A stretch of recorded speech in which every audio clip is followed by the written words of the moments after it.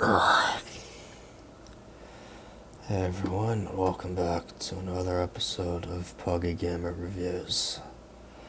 As I said I would do last week, I somehow beat Ninja Gaiden 3 Razor's Edge, and now I have this review for all two of my viewers to watch.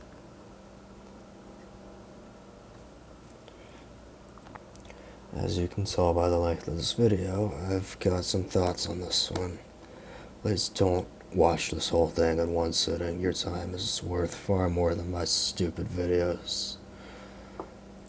Okay, well, I wrote up this 13-page script here, so let's get on with it. First off, holy crap, I honestly don't even know how the heck I finished almost every part of this game without changing the difficulty. At the end, I just couldn't take it, and I knew I had to switch over to easy mode to see how this game ended. But I'll get to that. First, I'm going to go into this game's background a little bit. So in March 2012, Ninja Gaiden 3 was released. No, not this one. This one for the PS3 and Xbox 360. At least the NES game's subtitle helps differentiate these two.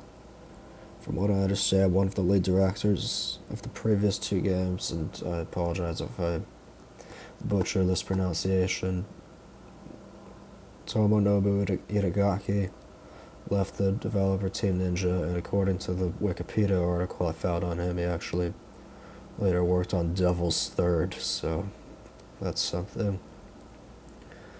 So Team Ninja had more creative freedom to work with this, and they were able to take things in a different direction with this third game. That's certainly what they did.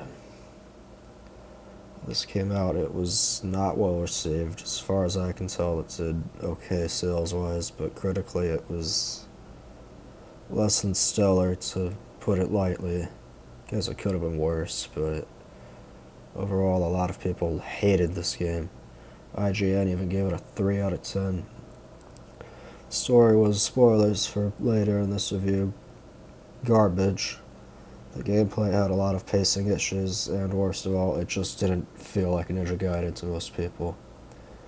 Now, I haven't played this version of the game, and I don't want to, nor do I think there's any real reason to, because that same year, an updated re-release of the game, titled Ninja Gaiden 3 Razor's Edge, came out alongside the beloved and best-selling Nintendo Wii U.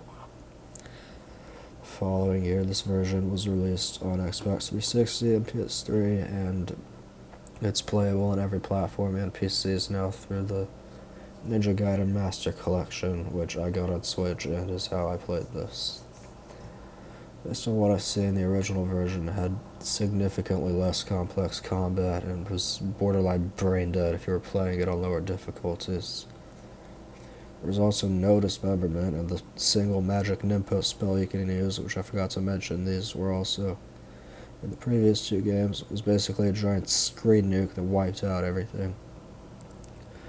The game was also flooded with quick time events, and overall it tries to be a much more cinematic experience, which does lead to some gameplay sequences that I'll admit look pretty cool, but unfortunately a lot of people agree that this feels empty and overall a bit soulless. It's lacking real substance. Now, these aren't the only things about the gameplay that people didn't like, but I didn't play this version of the game, so I don't feel like I really need to get into everything. Now, Razor's Edge fixed most of these issues. There are less quick-time events. There are now multiple different weapons instead of just the single katana weapon types in the original. The combat is a lot more to it this time around, including all the brutal, crunchy dismemberment that the other games had. They also substantially ramped up the difficulty to what I think is, at times, an absurd degree, but I'll get to that later because, believe me, I've got a lot to say about it. First, I'm gonna get into the one thing that Razor's Edge didn't really improve upon from the original, and that is the story. I've said before that these games aren't about their stories, they're about the combat. This game, however, tries to put more of an emphasis on its story. This is something that I wouldn't mind if the story were actually, decent and competent, but for me and the vast majority of people, it wasn't. No, it was not. I don't even know why I'm bothering with this, but here's a timestamp to skip to if you want to avoid me talking about spoilers for this crap. There isn't a damn thing that I consider to be something deserving of a spoiler warning in this story. But I'm doing this anyway. I'll give you about 5 seconds. Okay, so the other Ninja Gaiden games I've played don't exactly have amazing or super memorable stories, but I do think, at least from the other games I've played, they were fine and they get the job done. They were serviceable enough for action games like these and were completely inoffensive to me. The story was so convoluted and dumb, but about halfway through I just wanted it to be over so I could start looking forward to Ninja Gaiden 4 next week. So this lady named Mizuki and this U.S. secretary guy, his name I can't remember, offered to help Ryu because he's apparently being framed for killing a bunch of people or something. I don't even really remember, but he agrees to fight these terrorist bad guys in London. And this is actually just water, believe it or not. Probably could have used some other beverages while I was playing this, but it doesn't really matter. While he's in London, he fights this dude called the Regent of the Mask, who's working for this cult called the Lords of Alchemy, or LOA for short, and he puts a curse called the Grip of Murder on Ryu's arm that infects him with the blood of every person he's killed, and it also seals the dragon sword inside of his body for some reason. But in terms of gameplay, this part actually isn't that important because he gets another katana that has the exact same moves at the beginning of the very next level. Real quick, I want to say I'm probably going to make even less eye contact with the camera than I normally do because I just don't have the energy. This game isn't worth the energy, in my opinion, and I'm just tired, so it's mostly going to be me looking at my script. Where was I? Oh, right. So later, Ryu goes back to his village and picks up the Blade of the Archfiend that Genshin from the last game gave him when Ryu killed him in one of the later boss fights in that game. In 7 days, the infection will spread to the rest of his body and kill him, but since there's a 4th game coming out in which he is a playable character, and because he's Ryu frickin' Hayabusa, I knew that this obviously wouldn't happen, so I didn't care. In some cutscenes you can tell that it's draining him physically and it's making him tired and worn out. He's sort of struggling to fight every once in a while. But he's still perfectly capable of doing all his flashy ninja moves. By the end of the game, the infection starts to... What just happened? I lost my spot. The infection starts... I can't speak. The infection starts spreading to the left side of his face, which gives him a red eye that I think looks kind of cool, but that's about all I've got to say in terms of how this affects Ryu's story-wise. He does get kind of angry when this Regent of the Mask dude is talking to him about the curse and calling him a murderer and all this crap, and you know what, I'm just gonna get into that. That was a terrible segue, but I don't care. This Regent guy pissed me off just about every damn time he spoke. He's British, and as someone who's played every Xenoblade Chronicles game, that doesn't bother me. But what does bother me is that he never shuts the hell up aside from when you fight him. He's constantly taunting Ryu and calling him a murderer, and I gotta be honest, I could not wait to just kill this dude so I wouldn't have to keep listening to him. I died a couple times during the frickin' T-Rex boss fight because that's a thing in this game for some reason. And he just kept repeating the same stupid lines over and over again each time I restarted. It's like ninja versus dinosaur, what a spectacle, and Seems the dinosaur wants to see your true power too, and all this crap. It's just annoying. I mean no disrespect to any of the voice actors who worked on this game, but good grief, I just wanted this dude to shut up. And I know a lot of games do this sort of thing with dialogue, but here when the dialogue isn't even good, it's just irritating. Ryu meets this little girl named Kana that he strangely acts pretty tender and emotional towards. I mean, I get that he wants to be nice and friendly towards her since she's just a little kid, but up until now, throughout all these games, I'm not including the NES games because those take place after this chronologically. Ryu's been pretty stoic and he hasn't really reacted that much towards anything in any significant way. I mean, he has a couple brief moments here and there, but overall he's pretty stoic. He doesn't have a whole lot to say. Here he takes his mask off so he can smile for this girl and show her that he's not a scary ninja guy. Which I guess is meant to be a nice moment, but if I'm supposed to have some kind of connection towards this kid and really care about her, well, I don't. Ryu gets all sentimental when the girl asks him to be her father since her parents are both dead, but this all just didn't really feel natural to me. Mizuki is like her mother because her actual mom was Mizuki's sister, whose name I also don't remember. And I'm just going to give a quick rundown of all that, too. There's this dork scientist named Cliff that's also Kana's uncle. He's also British. And it turns out he's working for the LOA and that the Regent of the Mask is actually his brother and Kana's father, Theodore, who Cliff made everyone think had died in an accident. But somehow he wiped his memory and brought him back to life, and he was controlled by an AI in his mask or something, I don't even know. We find this out at the end of the second to last level when Ryu slashes him straight down his body and slices his mask in half, which absolutely should have killed him. And to Ryu and Kana it looks that way, which causes Kana to cry and call Ryu a murderer. Because she got obsessed, somehow her blood reacts to this and transforms her into a goddess that Cliff created. And no, I'm not making that up. It's some dumb magic or science fiction crap. I don't even know. I can't even remember if they explained how this worked, and I don't really care.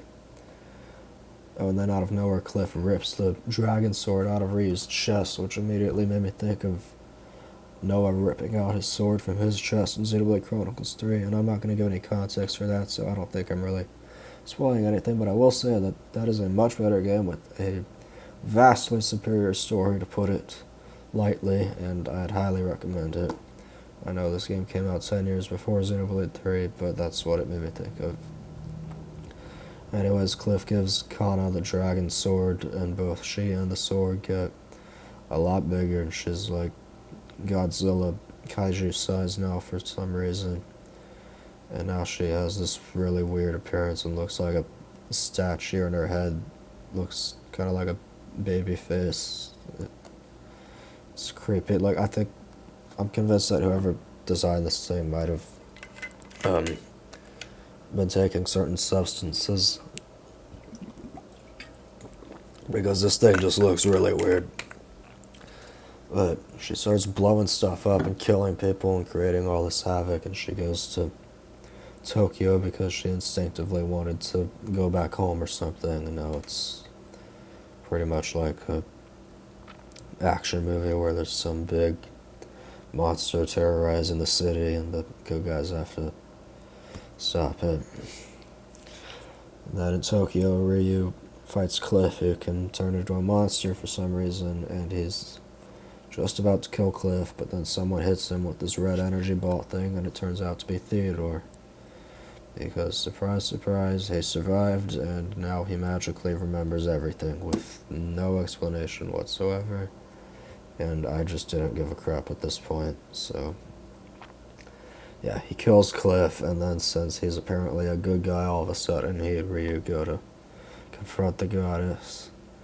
said that Ryu has to actually kill Kana to stop the goddess, which turns out to not even be true because the dragon sword can only kill truly evil beings or something. But out of nowhere, Theodore turns on Ryu at the last minute, and you have to fight him in a one-on-one sword fight that, well, not too difficult, I did think was kind of fun. Most of the one-on-one sword fights with him and the other ones in the game were sort of fun for me. Maybe it's just because I'm a sucker for one-on-one sword fights in any type of media.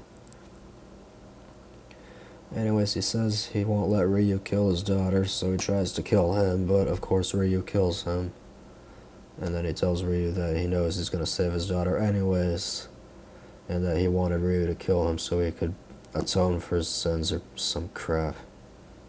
Which made me realize that the fight was pointless anyways. Who cares? I don't care. But he undoes the curse on Ryu's arm, and then he dies. And Ryu takes his mask off for whatever reason, and I'm guessing he puts it in his pocket. It looks like he throws it to the ground, but in the last cutscene he's still wearing it, so whatever, it's not important. He fights the goddess after this in what is easily one of the absolute worst final boss battles I have ever encountered in any game, ever. I just knew I wouldn't be able to beat it while managing to also keep my sanity intact and not waste hours dying over and over and over and over again. And so I switched from normal mode to hero mode, which is the easy mode in these games. The fight was still irritating, not because it was difficult, but because it's constantly throwing dozens of these light projectile things at the ground at like 200 miles an hour and sending all these enemies that you have to kill to charge up the Ninpo gauge because it's the only way to damage the boss, and I was just so sick of this crap. If you beat this thing on hard mode or Master Ninja or whatever, or honestly even normal mode, then congratulations. You must be a superhuman or something, because this was all so astonishingly hectic and crazy. I couldn't even process what was going on. Ryu beats the goddess and gets the dragon sword back, which magically shrinks back down to its normal size and saves Kana. Then the U.S. Secretary guy from earlier tells Ryu some crap like, "You're not a murderer, but you're not a hero either. I guess that's what it means to be a ninja." And then Kana and Mizuki then talk about Ryu and how he's always going to be watching over them, and then Ryu leaps across a bunch of buildings running towards the sunrise, which I did think looked kind of cool, but it didn't take away from the fact that I had pretty much just wasted my time with this story. I thought this was just straight up dumb. Like, there's some story, like, there's plots in, like, games and movies that are like, so bad it's good, but this was this was not that at all. This was just bad.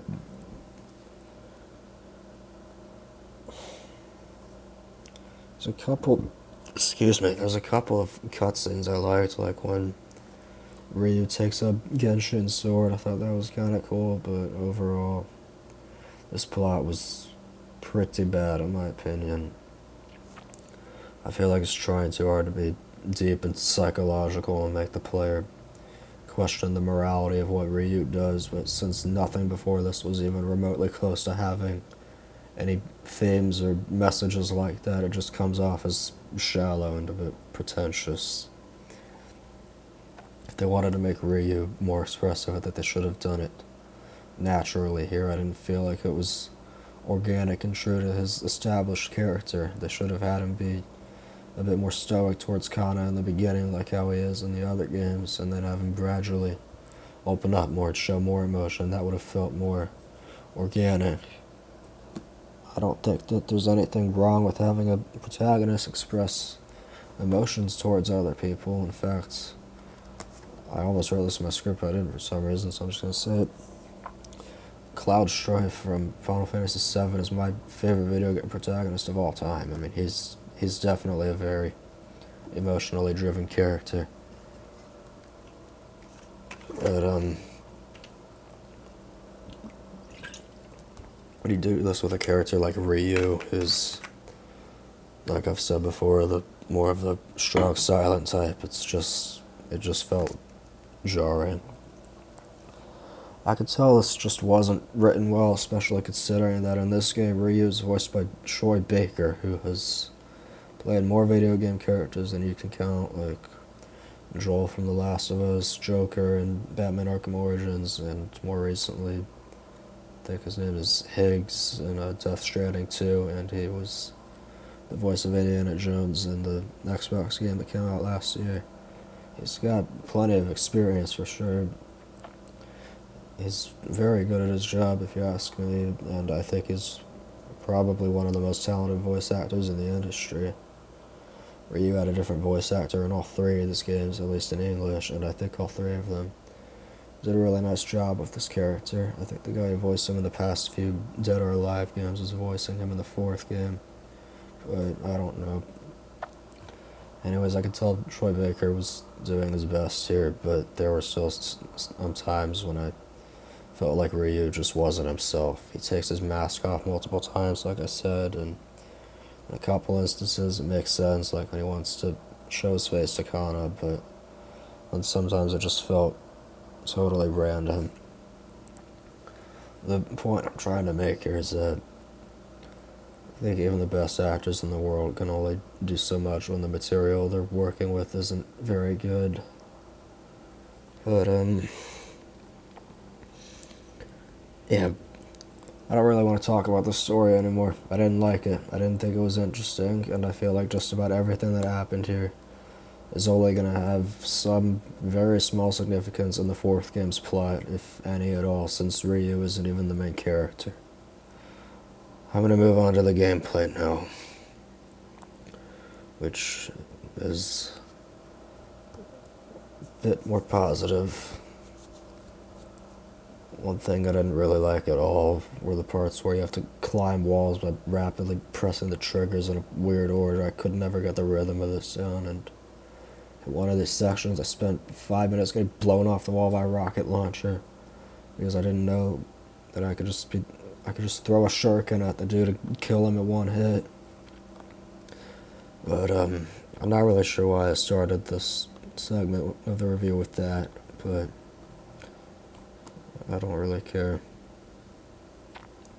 The main focus here, though, is, of course, the combat.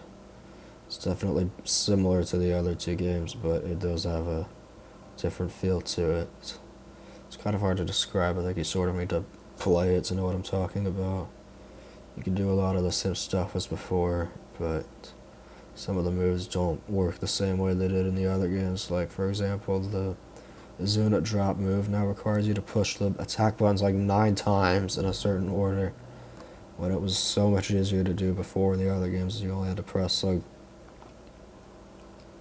I think, yeah, you only had to press them like 5 times or something, and it was like, it was easy. And in this game I could barely pull it off, and I was convinced it didn't even have it, but as I said before, with Razor's Edge, they really ramped up the difficulty here. I died a bunch of times, and this is, without a doubt, one of the hardest games I've ever played.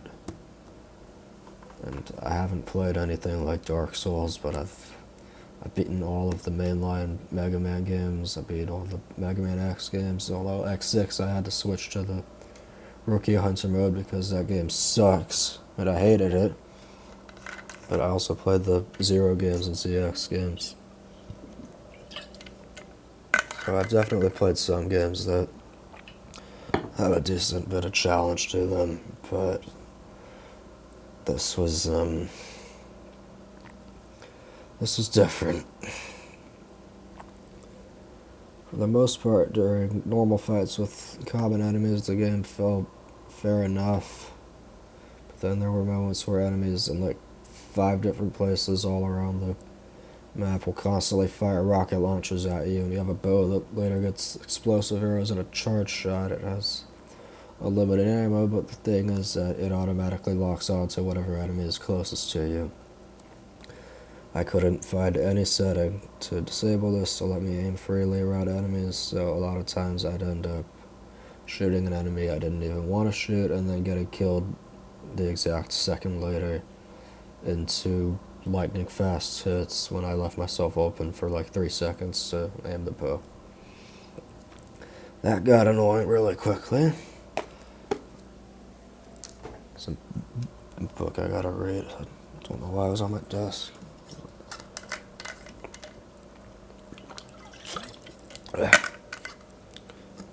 You're really gonna think that this is not water, but it is. Anyways, I'd say that most of the fights with human enemies weren't too difficult to get through, except for one in the second level that has like 5 waves of guys shooting at you and charging towards you that almost made me rage quit when I couldn't even figure out where the rocket launchers were coming from. And you have the problem with the bow aiming that I just mentioned. The other enemy types, like the monsters that randomly explode sometimes after you hit them, sometimes they do, sometimes they don't. That really got on my nerves, especially when I had to fight like 40 of them in the span of like 2 minutes. Or no, it had to be more than that. And then there was this other big dude with the spider looking thing with a giant scythe and it shoots lasers at you. You have to shoot it with the bow and arrow to... Ugh. Get frustrated just thinking about it. There's a few different weapon types that you get by finding gold scarabs, and there's also no shop in this game. So the gold scarabs are mainly for you get like more, you unlock more upgrades, or you have access to unlock more upgrades, and you can get more weapons the more scarabs you find. I only found like 15 of them. I don't even know if there's 50 in total. I'm not going back to this to play it again and find them all. I was disappointed that the Vigorian flail wasn't in this game, and the Falcon's talons just didn't feel as good as they did before. I think they felt like a little too quick or something. I don't even know how to explain it. It's like the second game, it had like this, they had this fluidity to them, this rhythm that was easy to grasp, and in this game it just kind of felt more heavy. I don't even know what I'm trying to say here, so just gonna move on. I'm mainly stuck with the katanas that Ryu uses in this game, because as I mentioned in the story synopsis, you use multiple different swords because of stuff. I don't even know why I'm trying to avoid spoiling this garbage. It's not even good.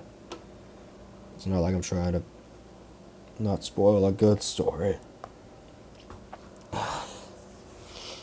Okay, so like before, you can charge up ultimate techniques, and when Ryu's arm glows red, they charge up a lot faster, which was pretty satisfying to do, especially when it made him jump all over the place and kill like 10 enemies like that. I can't snap with my right hand, I can only snap with my left hand, I don't know why. There are no health or Nimpo items in this game, or anything. There's no shop either, and you use the karma points that you get from fighting and killing enemies to pay for weapon upgrades and health upgrades and stuff, and different moves. But instead of all that, there's the Nimpo energy is just one gauge that fills up when you attack enemies, and there's 3 ways to heal. I don't really... Most of the time, it's difficult for me to use any of them except the first one, which is hitting enemies with a Nimpo spell when the gauge is full, and then there's this skill that lets you trade your energy for health when you click the left analog stick, which, because the like startup for it is so slow, it's usually next to impossible to even use it during a fight, unless you really know what you're doing. And you can also hit enemies with this new steel on bone move that you can do whenever you dodge enemy attacks that have a red aura. It kills enemies in one hit, and if there's like a group of enemies close by, you can like chain the attack over and over again just by pressing the button. But I swear half the time it felt like the game just wasn't even registering my dodge when these attacks happen. Maybe the hitbox for these moves are bigger, maybe I just wasn't doing it right, I have no idea. But what happens when you don't dodge them is that the enemies will grab you and then do this attack that can do a bunch of damage. The bosses especially grab you a lot and really hurt. I couldn't stand getting grabbed by everything, even when I could have sworn that I had moved out of range by jumping or dodging out of the way. But overall, I did like the combat itself here, like the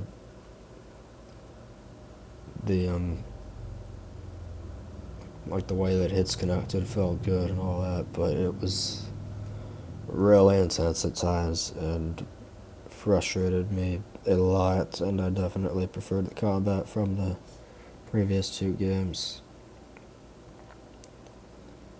And lack of healing items definitely adds to the difficulty of this game, but everything you fight just feels so aggressive, and I played on normal mode. Like, I'm okay with the game being challenging as long as it's fair and it's something I can get through with enough patience and like memorizing attack patterns and stuff. But a lot of times when I died in this game, it didn't even feel like it was my fault. I died from stuff that I couldn't even see because of all the enemies right in front of me, and I definitely died a lot from explosions. Oh my gosh. Okay, this game has enough explosions in it to make Michael Bay blush. I'm surprised I didn't get motion sickness from all this crap, or some kind of seizure or something, I don't know. It is enough to drive you absolutely insane. Sometimes there will be like 5 explosions per second on the screen from rocket launchers, and enemies grabbing me, blowing up grenades, and it just gets so old, I hate it.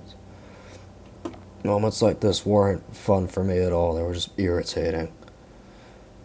And then there's the boss fights. Some of them are basically just glorified cutscene.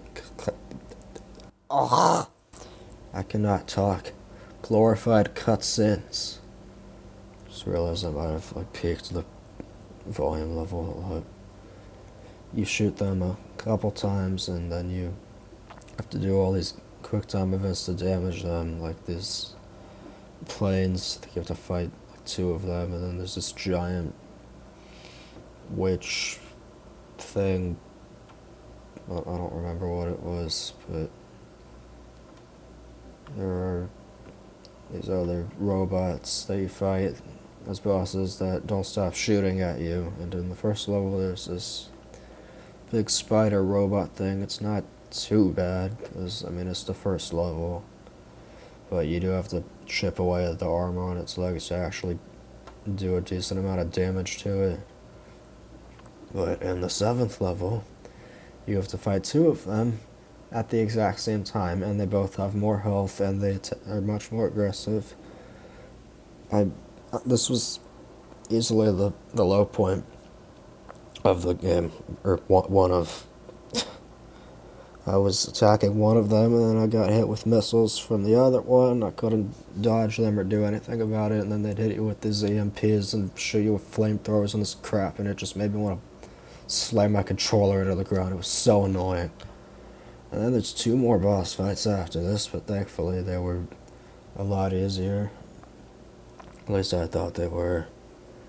The one-on-one sword fights I thought were kind of fun. They rewarded patience, and I couldn't really just rush in, get a few hits in, and keep dodging out of the way like you can in some games. These actually took a bit of strategy, which I liked, although I hated the doppelganger fight. Its attacks felt so random and insane, and I just had to look up a guide on how to basically just BS my way through the fight. Some of these boss fights, I honestly think I'd just beat with sheer luck. There's so much randomness to some of them that I had no clue what I was even doing or how I was even hurting them. I already talked about the atrocious final boss, so maybe lower the difficulty so I could see how the game ended. I'm surprised I didn't pop a blood vessel when I was trying to deal with that on normal mode. If I had it switched over to easy mode, I think I would have passed out or something. It was horrible. I even made a couple posts on my Twitter account when I was doing it to express my frustration. Now, I normally enjoy difficulty in games, but this just felt like too much. Maybe if you're really into these types of hack and slash games, you'll have an easier time with it, but it was certainly a struggle for me. On Switch, I did have a couple of frame rate drops that got kind of annoying, but it was still playable. It wasn't anything too crazy. Once again, I don't really have much of anything to say about the music. Nothing really stuck out to me. I guess the title screen music is cool. It has like a heroic and epic feel to it, even though the story was anything but epic, if you ask me. So, to wrap this up, I think the story is garbage, but the combat can be fun at times. But I thought it was just kind of messy at points due to how some of the enemies work in this game. I don't know if I'd call this a bad game. For me, it was an extremely frustrating game, but there are much worse games that don't even function the way they're supposed to, so I guess it's not the worst thing in the world. There are plenty of far better action games than this out there, like the two Ninja Gaiden games that came out before this one. I'm going to give this a 6 out of 10. The only reason I'm not giving it a 5 or lower than that, honestly, is because the combat is actually fun at times. I would maybe give it a 7 out of 10 because I genuinely did like the combat in some parts, but the game was just way too damn difficult for what I thought were stupid issues and just bad game design that hurt the overall gameplay. I don't see myself going back to this game anytime soon. If you're trying to play the Ninja Gaiden games before the fourth one comes out, I'd say you can just skip this one unless you're really into super difficult, frustrating games like this. Like, if you want a game that is going to make you rage, push you to your limit, this is one of those games for sure. As of recording this, we've got 8 more days until Ninja Gaiden 4 comes out, and I'm excited to get my hands on it. I think it's a safe bet that it'll be a lot better than this game. Oh my gosh, I know that nobody watches this, I just do this for fun, but even I can tell that this whole thing just went on for way too long. I almost dropped my water bottle. Anyways, thanks for watching, have a good night, and I will see you guys later. Bye.